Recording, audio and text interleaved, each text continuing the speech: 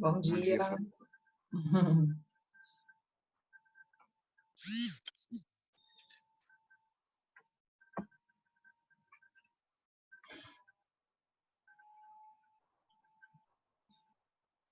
Bom dia, meninas, tudo bem? Bom dia. Bom dia. Vozinha de sono ainda.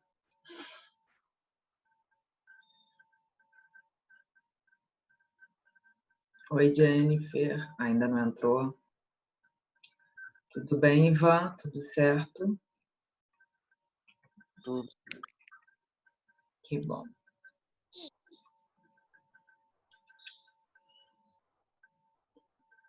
Oi, Cristal, bom dia.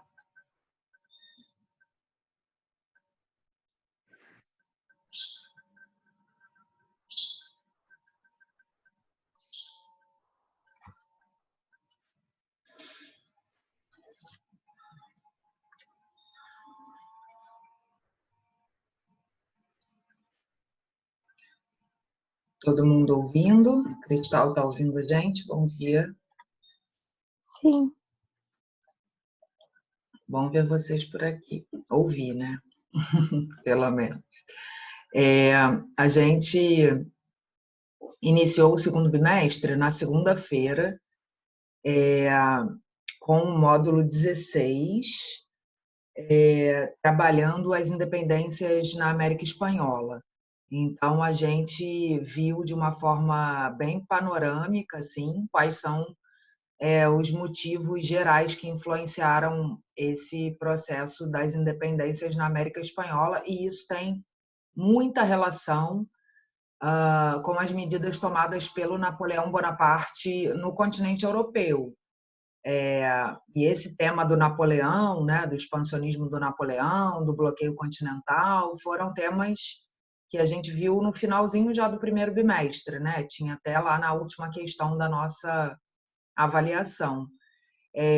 Então, esse conteúdo que a gente está vendo agora, né, das independências da América Espanhola, é um conteúdo de continuidade mesmo, que tem tudo a ver com o que a gente estava vendo até o fim do primeiro bimestre, tá?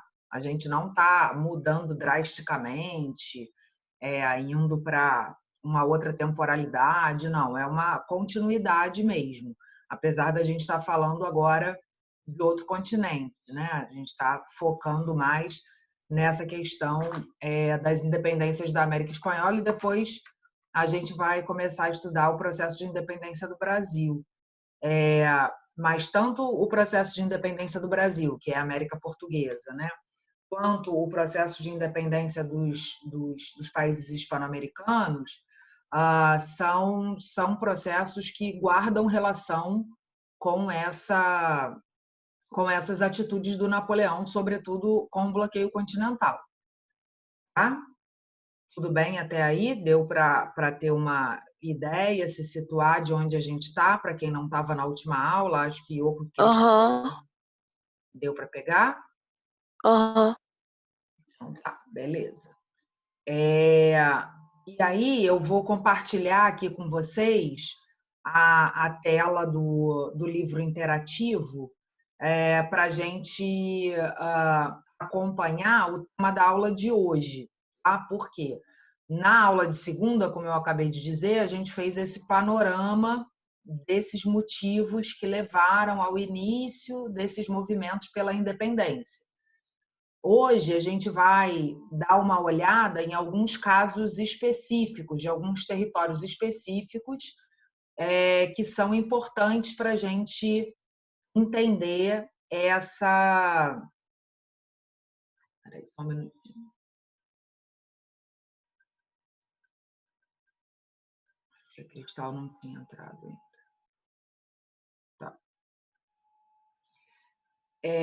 Então, são importantes para a gente entender de forma um pouco mais específica alguns processos importantes, como, por exemplo, o caso do México, o caso da Gran Colômbia, né, como se chamou, e Cuba também é importante, então a gente vai dar uma olhada em alguns desses casos, dar uma olhada em algumas personalidades importantes, como foi o caso do general Bolívar e do general San Martín. Tem também uma figura importante em Cuba, que foi o José Martí. Então, a gente tem aí alguns processos, e são processos que variam no tempo, alguns que são mais tarde, outros são mais precoces, mas todos eles, de alguma maneira, derivam daquele momento ali, digamos, de instabilidade provocada pelas atitudes do Napoleão no continente europeu e que acabaram se refletindo aqui. Tá? Então, por exemplo, quando o Napoleão invade Portugal e a família real transfere a corte para o Rio de Janeiro, isso vai impactar diretamente na ideia de autonomia e de vontade do Brasil, né, de se tornar independente. Por outro lado, quando Napoleão invade lá a Espanha e depõe o rei, as colônias aqui na América espanhola, né, as colônias espanholas, ficam meio que sem ter a quem obedecer, né? Então ficam meio desnorteadas e isso acaba abrindo uma brecha para que movimentos emancipacionistas surjam, tá? Então por isso que eu digo que esses processos derivam todos desse mesmo momento aí das invasões napoleônicas, mas cada território vai organizar a sua luta emancipacionista de uma maneira diferente. Beleza? Tudo bem? Cristal, tá me ouvindo? Acho que você não tinha Tô te ouvindo entrado. sim, professora. Que bom, porque eu achei que você já tinha entrado, depois eu vi que você estava aguardando ainda. É por causa do meu microfone, que ele não Ah, tava logando. Aí eu saí e entrei de novo pra ver se ele voltava. tá. Achei que eu que não tinha admitido você aqui na sala. Beleza. Não, tinha sim. Então tá bom. Bom ouvir vocês. Vou compartilhar a tela do livro interativo, então. Lá no nosso planejamento de classe, eu deixei 2 videozinhos curtinhos, de 3 minutos cada um. Um fala sobre o Bolívar, o outro fala sobre o San Martín, que foi, eu acho que para quem é argentino, acho que aqui temos Ivan só nesse momento, né? Deve ter ouvido falar dele, ele é, né, considerado um dos principais heróis da independência argentina, enfim. Então, depois, se der tempo, eu compartilho aqui e a gente assiste juntos. Mas, se não der, a gente vai acompanhar aqui o livro interativo e fazer uns exercícios, tá? Isso é o objetivo de hoje. E falar dessas independências, do México, de Cuba, da América Central como um todo, e da região da Gran Colômbia ali, que hoje é a Venezuela e tal, tá? Que tem a figura do Bolívar, que é bem importante, e mais para baixo, no Cone Sul, falar da figura do San Martín, que foi importante aí para os processos argentino e chileno. Tá legal? Vou compartilhar aqui. E aí, se vocês estiverem com o livro à mão aí, já peguem para a gente ir acompanhando, e aí vocês podem ir preenchendo, sublinhando o que vocês considerarem interessante, né? O que eu for chamando a atenção. Eu vou abrir aqui na página, está um pouquinho lento, mas eu vou abrir na página do livro em que a gente começa falando de alguns desses casos específicos.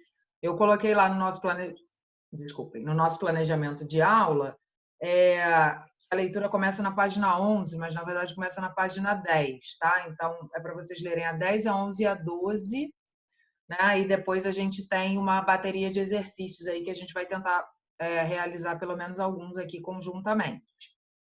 Tudo bem? Sim. Aham. Tá bom. Gente, enquanto não abre aqui, aproveitar para lembrar que hoje é a prova de recuperação de história. Se eu não lembro se algum de vocês que está aqui ficou na recuperação. Deixa eu olhar aqui nas minhas anotações. Não, nenhum de vocês ficou. mas tem alguns alunos que ficaram. Algum de vocês tem alguma dúvida? Vai querer fazer a recuperação? Tem alguma pergunta? Eu vou fazer, professora, para ver Quem, se consigo aumentar minha nota. quem é que está falando? Cristal? Aham. Ah, tá. Beleza, faz sim. Mas eu já dei uma olhada na matéria e vou rever de novo, porque vai ser a mesma, né, da prova. A matéria é a mesma, só que a prova vai ser uma prova objetiva, né? A coordenação pediu para a gente elaborar uma prova de recuperação só com questões de múltipla escolha. Entendi.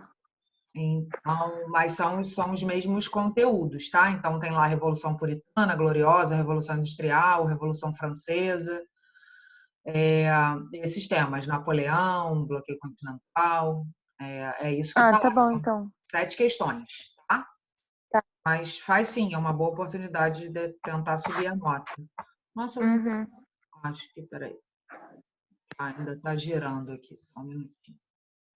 É o 10, né, professora? O módulo É.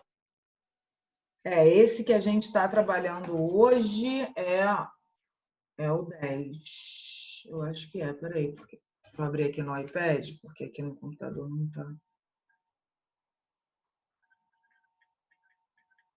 Eu falei 16? Eu me confundi, porque 16 é o do terceiro ano. Não. Não falei não, né? Tá, menos mal. Deixa eu abrir aqui. É o módulo que tem uma foto de um monumento que é uma mão com um veio, um mapa da América Tá, Latina em então vermelho na frente. é o 10. É o 10, né? E o módulo da recuperação paralela é o 9, tá, gente? E o comecinho desse 10 porque fala da Revolução do Haiti. Mas o grosso mesmo tá no módulo 9 do primeiro bimestre, tá? Da recuperação, que vocês podem fazer hoje. Mas... Ai, poxa, que pena. Não consegui compartilhar. Deixa eu ver aqui. Não tá indo. Eu vou abrir aqui no iPad e a gente vai comentando. Tá? Na página 10, confiram aí, por favor, se a gente tem a independência do México, falando do caso Sim. mexicano. É isso, não é? Tá. A É. independência. Oi, fala. Não, eu falei sim. Tá, obrigada. A independência do México. É uma independência bem interessante de estudar, porque ela inicialmente. Peraí. Travou mesmo. Mas a independência do México, ela é interessante porque, assim, uma das principais características desses processos latino-americanos de independência é que são lutas organizadas, na maioria das vezes, por membros da elite. Essa elite, né, era uma elite que tinha acesso aos estudos, ao nível superior, que fazia faculdade ou em países europeus ou nas próprias colônias, né, porque uma característica interessante desses países de colonização espanhola é que eles tinham universidade desde muito cedo, o que não aconteceu aqui na América Portuguesa. Mas, por exemplo, já tinha universidade em Lima, em Córdoba, em várias cidades de colonização espanhola desde o século XVI, XVII. Então, desde lá de 1500 e pouco, 1600 e pouco, já tinha universidade. Então, você tem uma grande quantidade de pessoas frequentando o ensino superior e transitando muito bem as ideias iluministas e tal. Então, a maioria dessas lutas emancipacionistas, né, desses processos de independência, foi liderado por elites locais, que a gente chama de... Eles mesmos se auto-intitulavam criollos, né, ou crioulos, dependendo da região, E aí eles que lideravam esses movimentos, porque eles tinham acesso a essas ideias de liberdade, de igualdade que vinham sendo pegadas aí pelos iluministas, né? A gente volta a mais um conteúdo, né? O conteúdo dos iluminismos. Então, essas elites, a gente falou na última aula, que era uma galera branca, né? Filha de europeus, filhos de espanhóis, mas que já nasciam na América. Então, a maioria desses movimentos foram liderados por essa galera. Era uma galera que, apesar de ter uma identidade visual branca, uma educação europeia, era uma galera que, por ter nascido na América, já se identificava com o lugar. Então, vocês estão me ouvindo? Sim. Ah, tá, porque Sim. aqui na Sim, minha sim. tela, beleza, porque aqui na minha tela tá girando, tá meio esbranquiçado, mas enfim, se vocês estão me ouvindo, tá ótimo. Quando eu botei para compartilhar a tela, ele deu uma bugada aqui. Mas aí a gente vai seguindo. Bom, então... Professora, Oi. a Marina está pedindo para você aceitar ela. Tá, isso não está aparecendo para mim. Ó, aqui está aparecendo que o Zoom não está respondendo. Se eu quero fechar o programa... Agora a sua imagem desapareceu. Tá Eu vou fazer o seguinte, gente, já que eu tenho medo de fechar e não conseguir abrir de novo, o computador fica lento. Deixa eu ver aqui. Vamos ver.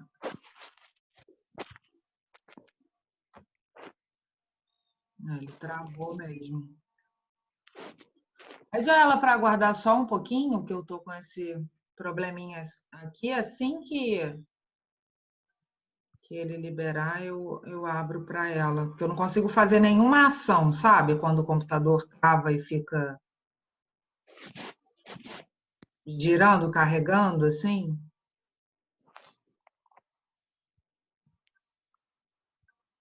Uma pena. Mas vocês estão me ouvindo? Sim. Tá. Sim.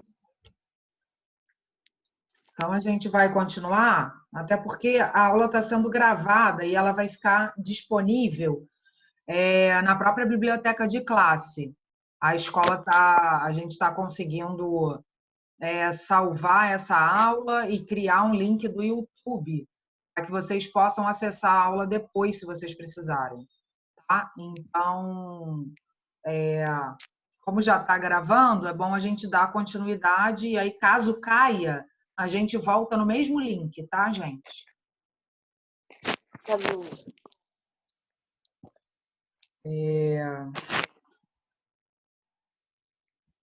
Bom, estou só abrindo aqui no meu iPad para a gente poder se acompanhar, né, e falar do caso mexicano, tá? E a gente vinha falando dos criollos. Aí na página 9, vocês têm o mapa, eu até mostrei na última aula, né? Uma comparação do que era a América antes dos processos de independência, né? Com os vice-reinos, e como ela fica depois, bastante fragmentada, dividida em vários países, sobretudo repúblicas, né? E aí a emancipação do México aparece na página 10, né? E aí, como eu estava dizendo, a maior parte desses movimentos independentistas acontecem liderados por elites criolhas, né? E no México é diferente. Inicialmente, esse processo acontece organizado por movimentos populares, assim, né? E vai ser liderado por um padre. E aí você tem uma série de setores bastante populares ligados ao campesinato e tal, participando desse movimento. Só que eles vão ser derrotados, a gente tem isso aqui na própria página 10, né? E aí a gente...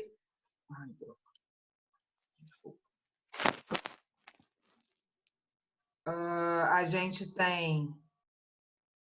Eu saí aqui sem querer. A gente tem esses dois padres liderando o movimento inicialmente, vários setores populares apoiando, mas eles acabam sendo derrotados, né? Porque as elites criolhas, junto com a metrópole e tal, conseguem derrotar esse movimento. E aí, na sequência, essas elites criolhas, e aí não mais esses setores populares, mas as elites, né, nascidas no próprio México, começam a organizar um outro tipo de movimento, né? E aí, quando eles conseguem fazer a independência mexicana, eles fazem de uma forma bastante cuidadosa, digamos assim, né? Eles conseguem implantar uma monarquia católica. Isso era o que mais agradava a essas elites, porque existia ainda uma resistência, uma espécie de medo ainda grande em relação à ideia de república. Apesar dessa ideia de república já estar circulando em vários outros territórios hispano-americanos. Tá? Até aí tudo bem? Sim. Beleza. Então, o caso do México é um caso bastante, a gente pode dizer, específico, particular, porque tem esse detalhe que foge do que era mais comum, né? O caso mexicano é um caso que se inicia com movimentos populares, tá? Mas que depois acaba se tornando uma monarquia católica e organizada pelas elites criolhas, mas que essa monarquia também não dura muito, dura só 2 anos, né? E aí, na sequência, a república vai ser proclamada, enfim. Então, aí o México entra meio que no trilho, digamos assim, do que era o que estava acontecendo de mais comum na América Hispânica nesse momento, que eram movimentos de independência liderados pelas elites criolhas e que proclamavam uma república. Esse era o mais comum. Beleza? Então, isso foi uma revolução rápida, posso dizer. O quê? Foi rápido esse processo? Sim, no caso do México, tem essa primeira fase, digamos assim, né, de participação popular, mas que vai ser derrotada pela coroa, né, pela Espanha. E aí, depois, quando essas elites locais criolhas conseguem tomar a frente do processo, proclamam a monarquia não dura muito, e aí você tem a proclamação da República. Se você for olhar por esse ponto de vista, assim, do momento em que a monarquia é proclamada, né, de que eles se separam da Espanha e fazem uma monarquia, até eles chegarem na República é relativamente rápido, né, porque dura só 2 anos, tá? Mas o processo todo é um processo mais longo, tá? Na América Central, aí a gente tem vários países, né, ali, como Costa Rica, Honduras, Nicarágua e tal. Num primeiro momento, eles não ficam independentes como países separados, mas eles ficam independentes como uma espécie de bloco. Né? Eles fazem um movimento integrado de independência. Então, quando eles se conseguem isso, eles se auto-intitulam República Federal da Centro-América, como está colocado aqui na mesma página 10. Tá? Então, isso incluía Guatemala, El Salvador, Nicarágua, Honduras e Costa Rica. Vocês não precisam decorar isso, gente, se preocupar em saber detalhes específicos. O que é importante é entender o contexto desse processo, qual é o cenário internacional no qual isso está inserido, né, que tem a ver com Napoleão, como eu já disse mais de uma vez, e pensar nas demandas locais, né, em quem são essas elites criolhas, quais são os interesses, por que eles querem se tornar independentes. Isso é o mais importante. E saber que em cada lugar essas ideias e essas inquietações, essa vontade de se tornar independente vai se manifestar de um jeito. Tá? Por isso que a gente está vendo alguns exemplos para poder entender isso. Tá? Tudo bem até aí? Tudo bem. Então, beleza, gente. Na América do Sul, como eu disse, a gente estava falando até então do México, né, e América Central. Na América do Sul, a gente tem duas figuras bastante importantes, né? Os dois eram generais, e aí é o Bolívar, o primeiro deles, e o outro é o José de Samartin. Essas duas figuras eram figuras ligadas, né, ao exército, eram militares de alta patente, e eram também super intelectualizados, né, leitores de vários filósofos iluministas, pertenciam a essas elites crioulas que eu comentei com vocês, né? E aí a gente tem, então, esses caras liderando os processos. O Bolívar ele vai liderar um movimento emancipacionista na Gran Colômbia, onde é hoje a Venezuela. Então, e ele tinha ideais de realizar uma espécie de união pan-americana. Ele tinha um sonho de tornar a América independente e de fazer um grande, como se fosse um grande país, sabe, unificado. Então ele defendia essa ideia, tá? E o Samartin vai ser um cara que vai ele não era favorável a essa ideia do panamericanismo do Bolívar, mas ele é um cara que defende as independências, que defende a ideia de liberdade, a autonomia, defende a ideia de república. Então, ele é um cara que sai da Argentina e vai percorrendo o Chile, ele faz uma grande marcha e ele consegue chegar a Lima, e aí, em determinado momento, por conta de não ter acesso terrestre, por conta da cordilheira e tal, ele desvia o caminho para o mar. E Lima, né, hoje capital do Peru, era um centro de poder muito importante da América Espanhola. Então, a ideia dele era chegar a Lima justamente, né, para demonstrar esse avanço das ideias de independência. E aí o Samartin chega a Lima, lá ele encontra o Bolívar, eles conversam, enfim. Tem toda uma articulação dessas duas lideranças, uma da parte norte, né, da América do Sul, ali que pega bem em cima do Brasil, né, o que era a Gran Colômbia, e o outro mais do Cone Sul mesmo, dessa parte da Argentina e Chile, tá? Então, eles são dois caras super importantes aí para esse momento. Eu aconselho, eu não vou conseguir compartilhar aqui, né, o vídeo, compartilhar a tela com vocês, mas não deixem de entrar lá e assistir, porque ajuda muito a compreender justamente isso tudo que eu estou falando. E são vídeos com animações, então tem um desenhozinho, sabe, mostrando, aparecem mapas, é super legal. E são 3 minutos só de vídeo. Então, vale muito a pena assistir. Os links estão lá no nosso planejamento de aula de hoje, tá? Postado lá na biblioteca.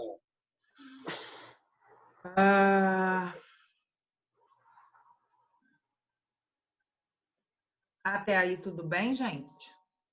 Sim. Sim. Tá, são 9h05, né? Eu acho que a gente deve ter mais uns 10 minutos, eu acho, no máximo aqui. Então, dito isso, explicado isso, né? A gente tem aí na página 11 de vocês uma estátua em homenagem ao Bolívar. O Bolívar ele é celebrado em vários lugares, sobretudo na Venezuela, como um dos principais líderes da independência. Mas é importante lembrar que o Bolívar, apesar de ser considerado um grande herói, e até no governo do Hugo Chávez, né, que foi um governo venezuelano que durou bastante, né, vocês já devem ter ouvido falar, ele foi eleito, mas foi eleito diversas vezes, então isso já inspira uma desconfiança, né? Alguns o acusam de ter sido um ditador e tal, enfim. O Hugo Chávez, né, que governou até 2013, ele era um grande fã do Bolívar. E aí a ideia, né, o mito do bolivarianismo acabou sendo levado, sendo apropriado por ideias de igualdade, justiça social, ideias bastante associadas ao socialismo moderno, né, do século XX, do século XXI, quer dizer. E aí, mas o curioso é pensar que o Bolívar, né, no tempo dele, ele não era nada defensor da igualdade ou de ideais que depois acabaram sendo defendidos como ideais socialistas, né?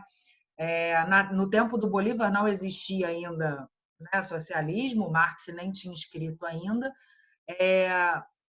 O Bolívar era um cara da elite, era um cara que queria a independência do seu território, porque ele queria comercializar com mais liberdade, porque ele queria mais próprias decisões políticas, mas assim não tem nenhuma defesa das pessoas mais pobres, sabe, do povo, para o povo chegar ao poder, não tinha isso. Ele era um cara pertencente às elites crioudas, mas que não queria mais ser dominado pela Espanha. Tá? Então, essa ideia do mito bolivariano aparece aí na página 11. Na página 12, fala do caso de Cuba. É muito legal, gente, porque assim, Cuba era um caso com alguma semelhança com o Brasil, mas com muita semelhança com Haiti. Por quê? Porque é uma ilha, né? E aí a semelhança com Haiti, e era semelhante com o Brasil porque tinha a questão do escravismo. Então, tinha boa parte da população de pessoas que tinham sido trazidas à força do continente africano para serem escravizadas. E Cuba era um grande produtor de açúcar, né? Então, mais uma semelhança com o Brasil. Mas o fato de ser ilha e de ter escravidão era muito similar ao Haiti. Então, existia um grande medo das elites crioudas, né, da população branca cubana, de que houvesse uma revolta dos escravos, assim como tinha acontecido no Haiti, que é super perto também, né? Então, havia um grande medo. Então, essas elites cubanas, essa galera, esses crioudos cubanos, eles ficavam com medo de chamar uma luta pela independência e disso acabar virando uma revolta escrava. Eles ficaram quietinhos. Por isso que Cuba é o último país a se tornar independente, assim como é também o último país a abolir a escravidão. Então, isso é importante de saber, tá, gente? Cuba vai ser o último país a conseguir a independência e vai ser o último país a abolir a escravidão, quase que uma coisa relacionada à outra. E é importante lembrar que Cuba só consegue se tornar independente no momento em que os Estados Unidos passam a apoiar os cubanos contra a Espanha, porque os Estados Unidos ali coladinhos em Cuba tinham muitos interesses, então era difícil para Cuba de lutar contra os espanhóis, Cuba super pequena, né? De lutar contra os espanhóis sem apoio de outro grande país. Então, quando os Estados Unidos apoiam, Cuba consegue se livrar da Espanha. Mas aí, por outro lado, coitados, os Estados Unidos vão cobrar esse apoio, se tornando cada vez mais interferentes ali na política e na economia cubana. Então, Cuba se livra da Espanha, mas passa a carregar os Estados Unidos assim no cangote, exigindo uma série de coisas, tá? Então, o caso cubano é bem importante por isso. O José Martí foi uma figura importante para Cuba. Ele acaba morrendo em uma das batalhas pela independência, mas era um intelectual, enfim, um romancista que escrevia e que defendia o direito popular da independência. Então, uma figura bem interessante, tá? Bom, aí na página 12 fala desse poder dos caudilhos, né? Os caudilhos são parte dessa elite criouda, é uma galera que vive normalmente ligada aos latifúndios, ao controle da terra. Vocês estão me ouvindo? Sim. Tá, só para confirmar, para não achar que caiu, porque aqui continua travado. Então, esses caudilhos fazem parte dessa elite criouda e é uma galera ligada, tipo, são os fazendeiros, né? São os ligados à terra, ao controle do grande latifúndio, e é essa galera que muitas das vezes, né, vai assumir o poder logo depois da independência. Então, isso é interessante de estudar, porque ajuda a gente a entender por que na América Latina, até hoje, né, existe uma grande concentração de terra, existe uma grande participação política dessas pessoas ligadas ao que hoje a gente chama de agronegócio, né? Mas isso vem lá de trás, né? Vem desde esses tempos aí do século XIX, da independência, tá? Bom, aí na página 13 tem um documento, enfim, uma atividade, mas que eu não vou pedir para vocês fazerem agora. O que eu queria pedir para vocês fazerem são a página 14,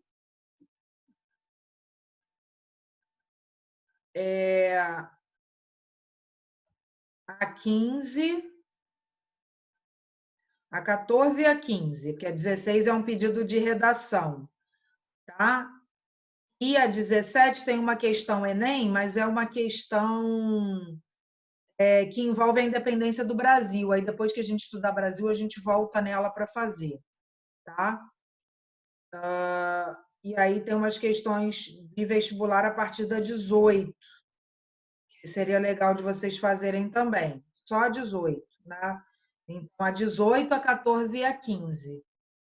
Beleza? Eu não sei se a gente ainda tem um tempinho. Já apareceu aquele aviso de 10 minutos aí para vocês, de que vai terminar? Aqui não. Eu tô no celular, não parece no celular. Ah, tá. O meu não apareceu aqui, não. Não. Mas para alguém apareceu, né? Porque são 9h13, a gente começou 8h33, eu acho, né? Deve estar terminando. De qualquer maneira, o que eu queria ter compartilhado a tela para a gente poder fazer os exercícios juntos, mas não deu. Mas aí a gente falou um pouco, então, sobre esses processos da independência, os pontos mais importantes. Então, sublinhem aí no módulo de vocês, isso que a gente comentou de mais importante. Façam essas páginas e, super importante, assistam os vídeos, não deixem de assistir, não. Tá bom? Tá bom, vou assistir. Tá bom. Pode deixar, professor. Beleza? E falem para o resto da galera, por favor, para fazerem a mesma coisa. Falem, Fabi explicou sobre México, Cuba, falou um pouco de Argentina, falou do Bolívar, do San Martín, e pediu para a gente fazer os exercícios do módulo e assistir os vídeos que os links estão lá no planejamento. E aí, com isso, a gente está fechando aqui esse capítulo 1. Esses exercícios que ficaram, na próxima aula, eu posso deixar os gabaritos e aí a gente já parte para o capítulo 2, para a gente também não perder muito tempo. Tá bom? Tá. Tá. Estamos combinados? Sim. Nada. Então, tá bom. Eu vou anotar aqui a presença de vocês. Ioko. Nitai, você tá aí? Não ouvi sua voz. Tô, professora. Ah, beleza. Nitai, Jennifer tá aí? Tô. Tá bom. Carol. Tá aí, né, Carol? Tô. Beleza. Ivan. Tá sempre aí. Ioko. Tudo bem, Ioko? Tranquilo? Sim. E Cristal. Então tá. Saudades de vocês. Vocês estão bem, né? Tá tudo certinho. Tá tudo certo, meu Deus. Que bom, graças a Deus. Em breve estaremos de volta, se tudo der certo. Vai dar. Bom, gente, obrigada pela presença. Se cuidem. E qualquer dúvida, eu tô lá no fórum hoje até 12h30. E de tarde eu vou estar hospedando o link da recuperação. Tá bom? Tá. Tá bom. Tá bom. Obrigada, professor. Beijo, professora. Obrigada a Tchau. vocês. Super beijo. Tchau, tchau. Tchau.